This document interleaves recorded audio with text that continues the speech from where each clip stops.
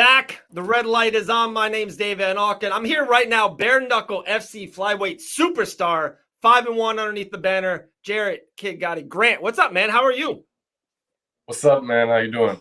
Doing good, man. It was funny. Like I said, I think, I'm gonna try to give you a good compliment here. I think you're like one of the backbones. You're one of the dark horse big names in Bare Knuckle FC. I think what you've done over the last 2 years, a lot of fights. You're very active. You're one of those must-sees in that square circle.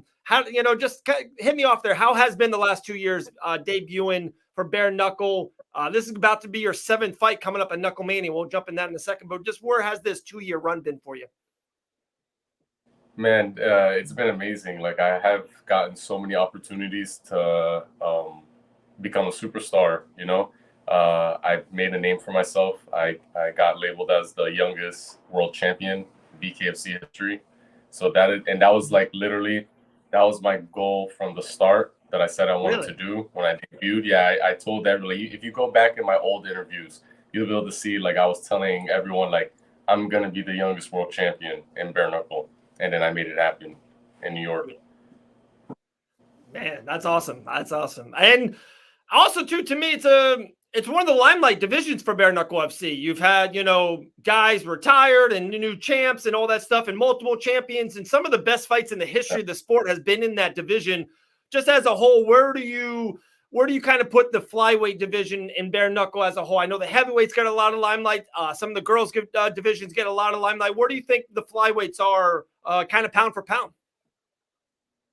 As far as flyweights, I think it's still coming together. Like, Okay. Like I said, we're getting John Dobson now. I'm gonna go in there now. Maybe Reggie Barnett might even come down to 125, I think. So, I think it still has to get a couple more fighters in to be able to become kind of like the 135 division. But right. Definitely me and Dotson is definitely going to kick it off for the 125 division. For sure. It looks like David Feldman said next is for the title shot, all of that.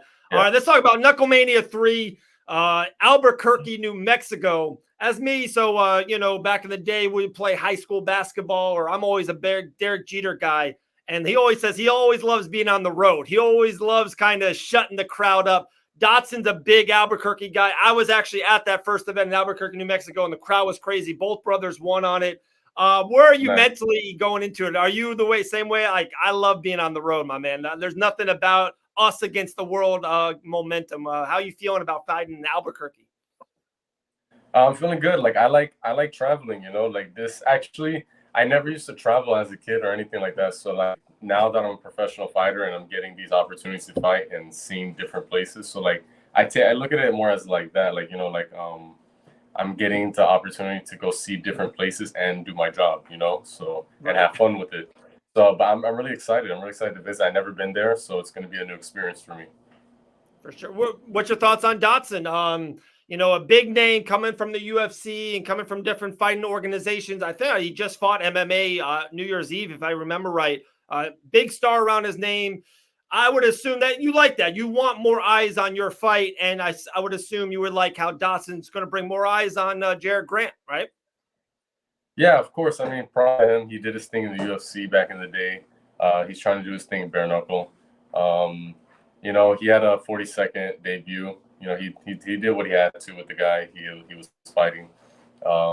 Wish it would have went 5 rounds to see how he does in those deeper rounds, because Bare Knuckle, you go 5 rounds hitting somebody like on their skull or their bones, and your hand starts swelling up, and sometimes it makes you rethink if you could go another round. So I didn't really get to see him go those 5 rounds, but I'm looking to test him. Not even that. I'm looking to dominate him. I'm looking to really solidify me becoming a superstar off his face. Because he's a well-known name. So I know if I go beat him, I go knock him out, I go do, just demolish him, I'm gonna become that superstar right there that night. For sure, I agree. One of our, I think you know her as well. I know she's big fans of you. One of my dear friends at Bare Knuckle, Taylor Starlin. She mentions that all the time. She goes, she'd rather get hit in the face than hit. Like, she's like, her hands are so banged up and it's so much pain. Yeah. She's like, yeah, I'd rather take a jab to the face. I'm fine. I'm all right with it. It's wild. So do you have the advantage, 6 fights in bare knuckle FC? He's had 1. I know he might be more of a veteran, of course he's an older guy. You're very, very young in your professional career, but you've had a lot of ring time, bare knuckle. Would you think that that plays in your advantage? Yeah, I mean, don't get me wrong. He's an elite fighter. He's fought, a lot of guys in the UFC. I watched a lot of his fights. And he's fought, he's fought a lot of good guys, and he has that experience as far as the MMA side and the fight experience. Yeah, he has that over me. Clearly, I got the bare knuckle experience. This is gonna be my 7th professional fight, so I'm kind of more conditioned for it. And I know what to expect. I know how it feels. Dodson hasn't got hit yet clean with a bare knuckle, especially with a guy like me. I hit really hard. I hit really hard. I have 4 knockouts out of my 6 fights. So, and anybody that will tell you in sparring or my fight, anybody that I fought, they'll tell you I hit fucking hard. So, I mean, I think if I catch Dodson, it might be an early night, but we'll see. He's a veteran, so, he might know how to take the punch. He might know how to adapt. It's going to be a good fight. It's going to be a great fight. That's KnuckleMania 3, February 17th, Albuquerque, New Mexico. Make sure you guys watch it on the Bare Knuckle TV app. My man, what's your take on, I know a lot of guys in Bare Knuckle FC, a lot of kind of homegrown guys, and I think you're one of those guys, if I could say, a homegrown talent, absolute stud, became a world champion, all that. Are you... some of them that I talk to love when they bring UFC fighters or whatever fighters, big name fighters, older fighters, guys maybe like Diego Sanchez or a Dotson or a Mike Perry. They love bringing them over because it gets more eyes on your product. And I know I talked to some of them and they don't like it because they feel like they're getting some of that bigger check that maybe you want to get, or some of the more homegrown talent get, fight by fight. Where are you at on big name fighters getting into the Bare Knuckle FC, or just, more cultivating, names like yourself? And there's a lot of you guys, I don't want to name names, but there's a lot of you guys that's been there for multiple years, that's put in that blood, sweat, and tear. Well, in my perspective, what people don't understand is that you're going to need those big names in order to make a name for yourself. Okay? Because it's like if I go back and fight Reggie or Reddick or any of these guys that I previously, it's not going to draw a lot of eyes. I mean, we're not like me. I'm not famous. I'm not well known like Dotson, So there's it's not going to draw any eyes. It's not going to take your level to the next, step. You have to fight these guys. Have to come in, these superstars, these UFC guys, boxing guys, and we have to fight them in order to make a name for ourselves. Whether regardless of them getting a bigger paycheck than us or not, I mean, they put in the extra work. They made a name for themselves. They think that just because we're fighting these guys, we deserve a bigger paycheck. But we're not filling up the stadium. We're not doing certain things. We're not selling 1,000 tickets at a time. These guys are. So clearly they're going to get the bigger paycheck. They're drawing more eyes to the sport, which if you look at it in perspective, it's better for us, because if we go beat these guys, then what happens? They're everyone's like, who the fuck is this guy that just beat this, So that's where it is. No, I respect that and appreciate that for sure. Who are some guys that you watched kind of growing up? When did you get in the sport? Like I said, I know you're still so young, man. It's crazy. Your skill and everything you got 15, 20 years in this game. It's wild to really think that out loud. But who are some of the fighters, boxing, MMA? Who are some of the guys that you watched kind of on this way up? I like to watch. So my coach I've been my coach since I was 17 years old. So I used to watch a lot old school boxings. Now I'm watching this guy. I forgot what's his name. His name's Inoue. He's a Japanese fighter, a Chinese fighter. Inoue. He's a 125 or 115 fighter. He's really fat. They call him the Monster. Okay. Yeah. So I watch a lot of Canelo fights. A lot of just guys who are really aggressive, coming forward, hands up, because that's my style. I'm a very aggressive fighter. I like putting my hands up, putting guys down. So anybody really with that style that I could pick little things off from, I'll do that. I watch a lot of boxing, a lot of boxing. Okay. With that boxing side, do you watch UFC or MMA? Just this past weekend was one of the biggest flyweight fights, literally 4 times in the UFC. Figgy versus Moreno. Do you watch any of that? Or are you intrigued with the flyweight? Yeah, me and my brothers love watching. There's a UFC fight. We'll order it. We'll have a little get together. We'll watch UFC fights and stuff. I guess, I watch UFC fights more as like a get together party type of thing, and I watch a lot of boxing more for studying. Like I watch it more for studying. So because that's like, that's when I that's the only discipline I studied was boxing. So that's my discipline. No, for sure. That's real nice. I know I don't want to go too far in the future. Like I said, you got KnuckleMania coming up in a couple weeks. It's flying by. It's wild so far in 2023. But if I would say to you in 3 years, 5 years, 7 years, you just mentioned how your love for boxing and all of that nature. And I know right now you're in the heart of the Bare Knuckle FC and they're thriving, and hopefully you're thriving. Where do you, like in 5 years, do you foresee yourself staying in Bare Knuckle FC and kind of being one of these backbones of the company, especially for these lighter weight classes? Do you foresee yourself one day going into professional boxing and really kind of maybe making some, a bigger name in boxing of that sort? Or where do you see your combat sports, life going in the next 3, 5, 7 years? Most definitely. I mean, Dave Feldman, he gave me this opportunity, to become the youngest world champion, fight in his company. I mean, without him, I would have never accomplished any of this stuff. I definitely see myself staying in bare knuckle for a very long time. I'm only 24 years old. I'm already going on my 7th fight.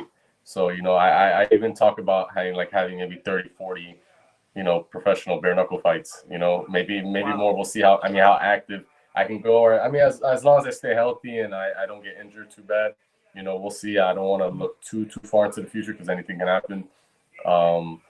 Definitely would like to get into boxing. I'm pretty sure I will. I usually just listen to my coach, whatever route he wants to take me, I go because, I trusted him this far. And he told me from the time I was 17 he was going to make me a world champion, and he did. So, I kind of trust whatever he says, whatever direction he wants me to go to, I follow his lead. But I would love to get into boxing. I love it. I love training and doing all that stuff. Yeah, no, that's awesome, man. Happy wife, happy life. Same thing, happy coach. Life is good. So I definitely respect that. Yeah. All right, last thing on KnuckleMania, and the one fun question to wrap it up with my guy, Jarod Grant. KnuckleMania, big feature fight, John Dobson. We got a really cool main event with Richmond and Hunt. Looks like Fiera's going to be on the card as well, and Diego Sanchez on it. What's the statement? What the night is over. KnuckleMania 3 is over. What do you want the headline to be? What do you think your fight and where you're at? And what's the headline after KnuckleMania 3 is done? What's after it's done? What's the top news? Yes, sir. Saying? Yes, sir. Oh, you already know. Kid Gotti Grant knocks out John Dobson. There we go. I love it. All right, one last question for you. I think it's a fun one, especially with I am, really coming through your love for bare knuckle. Give me the Mount Rushmore. We're really into Mount Rushmores. Your 4 best fighters, the 4 maybe most influential fighters. But we're just doing strictly bare knuckle FC. You can even name yourself if you want to. And like I said, I think you might be right up in there. Who do you think is the 4 greatest bare knuckle FC fighters ever? Ever? Oh, damn. Okay, so I have to go with who is that?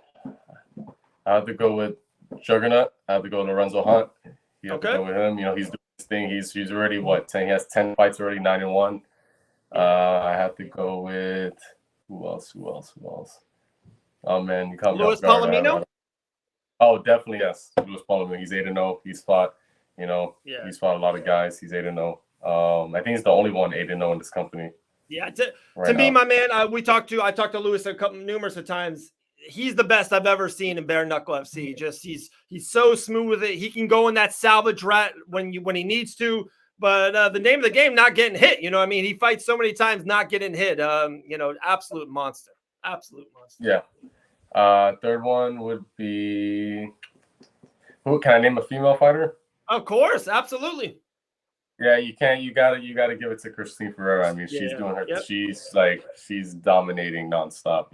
So gotta give it to her. Fourth one would be. I agree so far. 3 for 3 right now. I'm with you on all of them. Yeah. The fourth one's a little tricky. Fourth one's a little, Yeah. What else?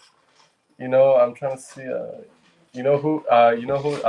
El Tornado. Tyler. You know what I'm talking about? Say it again. El Tornado, Tyler. Good John. There we go. Oh yeah. Good John. Yeah. Guy, not and for some fact, like even back, if you go back in his fights in the UK, like he's fought a lot of tough guys. So I definitely got to give it to him. Okay, no, I'm with you, Tyler. Good John. Yeah. I talked to him before, and yeah, you're kind of right in a way. He was kind of pre-Bare Knuckle FC, if that makes sense. You know what I mean? Like, he was doing a lot of work and they don't do the over there in England and a lot of steps before kind of Bare Knuckle FC took charge. So I'm with that. I respect that. It's kind of giving him back a little bit. Yeah, they don't do the clinch or nothing like that. They just go straight bare knuckle like boxing. So gotta give it to him. And my fifth one would definitely be who else?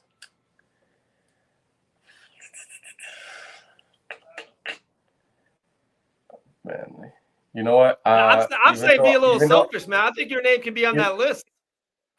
Yeah, I like to keep it humble. You know, I'll let the people decide that for me. I don't gotta say. You know, I'll let them tell me I'm one of the best bare knuckle fighters. But you know who I have to give it to that I I want to fight him. I have to give it to that because because I like his style. You know, he stays in the pocket and he'll throw with you. Like he bangs it out with you. You know, even with one of the fights I was really impressed with that I was like, okay, because a lot of guys can't, you know, hang with Luis Palomino. You know, a lot of guys like they get touched by Luis Palomino and they fall.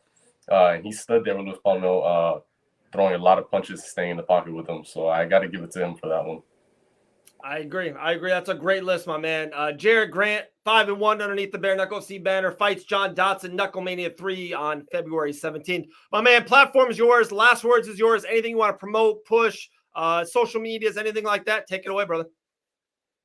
No, just shout out to my sponsors, OnlyFans, Guerrilla Warfare, Native Roots LLC. Shout out to my coach, Ryan Perez. He's one of the best coaches in bare knuckle right now. And shout out to Gogo. Good luck, Gogo. He's fighting in the main event in South Carolina. So that's coming up 2 days, right? 2-3 days. Yeah.